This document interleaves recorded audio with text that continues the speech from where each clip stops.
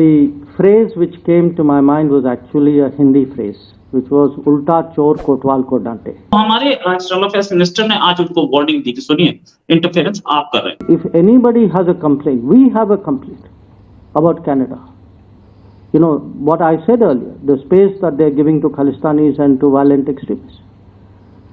So I was very perplexed by what I heard. Jaishankar जी ने बड़ा एक स्टेटमेंट दिया था कि वेस्ट वालों को ना एक बीमारी है, एक कीड़ा है इनके अंदर, कि किसी भी कंट्री के मामले में दखल देने का इनको बर्थ राइट है। लेकिन जब इनके कंट्री में कुछ हो रहा हो, कोई और बोले तो बोले यार तुम्हारे इंटरनल मैटर में काम कर रहे हो। This is the time to tell all these quote unquote white countries that you don't take India for granted. I'm sorry you don't take India for granted. There will be a pushback and there will be a hard response. एक ऐसी film है जिसका मैं जिक्र करने जा रहा हूँ अभी, उसका नाम है 72 हूरें। इसमें ना basically Usama bin Laden, Hafiz Saeed, Ajmal Kasab, इन लोगों को दिखाया गया है और पसे पर्दा आवाज़ ये बताती है कि तमाम लोग दहशतगर्दी फैला रहे थे किसके लिए? 72 हूरों के लिए। इनको औरतों का शौक था। साथ हमसाया जो हमारे साथ बना था इंडिया, वो अब it's looking towards export of $1000 billion.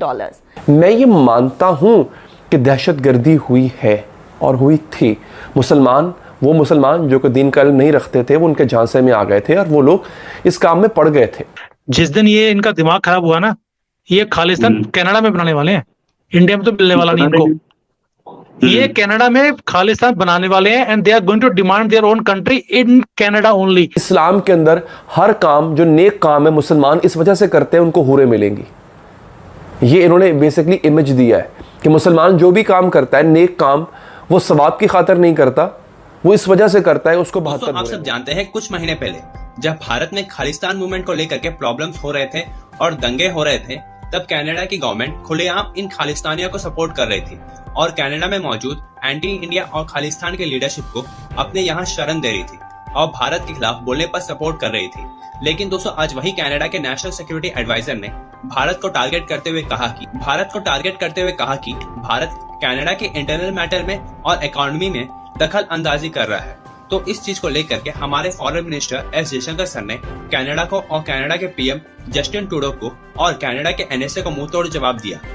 Jaishankar sir ने कहा कि कनाडा की बातें सुन करके उन्हें उल्टा चोर कोतवाल को डांटे का मुहावरे की याद आ रही है, क्योंकि कनाडा वही देश है जो भारत के इंटरनल मैटर्स में लगातार इंटरफेयर करता हुआ आ रहा था। यहाँ तक कि फार्मर प्रोटेस्ट के टाइम पर कनाडा के पीएम जस्टिन ट्रूडो ने भारत के खिलाफ स्टेटमेंट दी। तो चलिए दोस्तों, इसी पर आगे पाकिस्तानी मीडिया का रिएक्शन देखते हैं।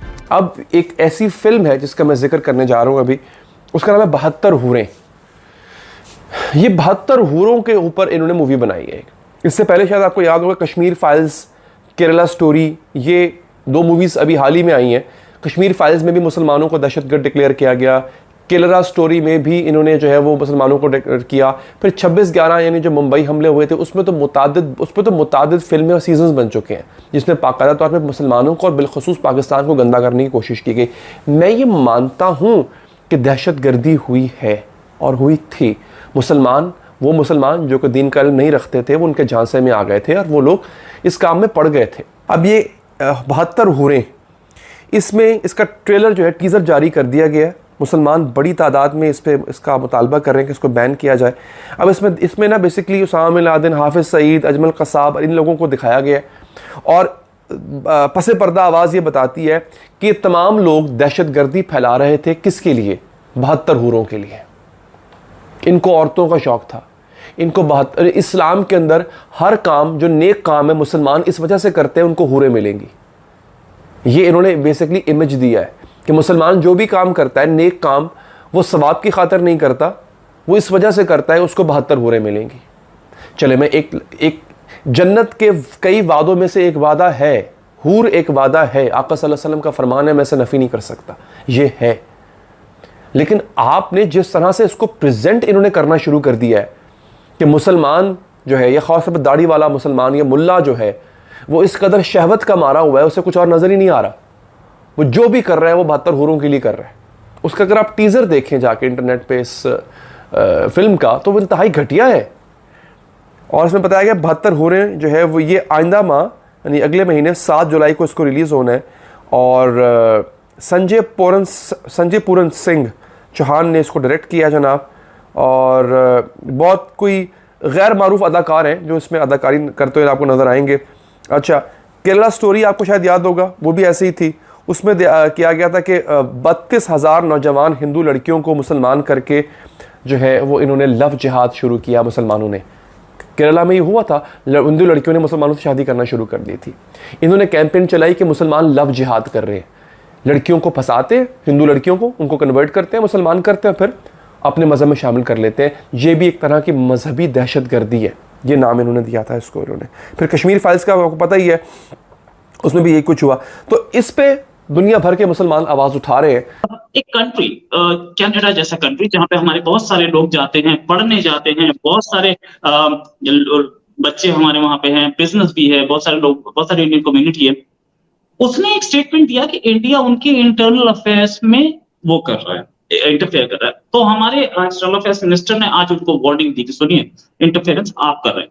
ये चीज कि वो इंटरफेरेंस कर रहे हैं हमारे इंटरनल अफेयर्स में, वो कनाडा कभी भी हमारा बहुत अच्छा दोस्त तो नहीं था। इस जो एयर इंडिया कनिष्का बॉम्बिंग थी उसके बाद हमें पता लग गया था कि उन्होंने कभी भी सपोर्ट नहीं किया था। इतना खराब केस बनाया कि उसमें कन्विक्शन तक नहीं हो पाई। वो पहले तो झूठ बोलते रहे कि ये बॉम्ब तो इंडिया से ही रखा गया था, वो पहले झूठ बोलते रहे। फिर उसके बाद जब हमने प्रूफ दिया कि नरीता पे भी इंडिया ने रखा था और दूसरे प्रूफ दिए, तब उन्होंने माना हाँ हमारे पास से रखा। उन्होंने केस इतना खराब बनाया, वो रॉयल कैनेडियन माउंटेड पुलिस, और हम तभी से देख रहे हैं कि ये खालिस्तान मूवमेंट वहां से चला रहे। तो आज जो धमकी दी है, इस पर आप क्या कहना चाहेंगे? रोहित भाई, आपको याद होगा कि जब हमारे यहाँ पर फार्म लॉज का प्रोटेस्ट चल रहा था इंडिया में, सबसे ज्यादा कैनेडियन गवर्नमेंट की तरफ से आया था कि वी आर कंसर्न्ड। फिर तुम्हारा फार्म लॉ से क्या मतलब है, और इतनी हमदर्दी तुम्हें जो यहाँ पे फार्म लॉज में जो पंजाब के, हरियाणा के जो सारे किसान थे वही प्रोटेस्ट कर रहे थे, पूरे इंडिया में तो कहीं प्रोटेस्ट हुआ नहीं है। Who was supporting them? Canadian government. Was that not interference into internal matters? क्या वो हमारा इंडिया का इंटरनल मैटर नहीं था? तब इनके पास हक था। आई थिंक जयशंकर जी ने बड़ा एक स्टेटमेंट दिया था कि वेस्ट वालों को ना एक बीमारी है, एक कीड़ा है इनके अंदर, कि किसी भी कंट्री के मामले में दखल देने का इनको बर्थ राइट है। लेकिन जब इनके कंट्री में कुछ हो रहा हो, कोई और बोले, तो बोले यार तुम्हारे इंटरनल मैटर में काम कर रहे हो। How is Khalistan movement your internal matter? मुझे आज तक ये समझ नहीं आती भाई। खालिस्तान मूवमेंट की जो पूरे जड़ें हैं कनाडा के अंदर हैं, इनके यहाँ पर हो रही हैं, एंड दे से कि this is our internal matter.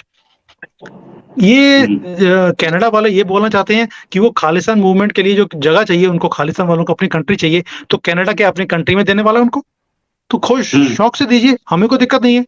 But अगर वो टारगेट इंडिया को करते हैं, then it becomes our matter, not your matter.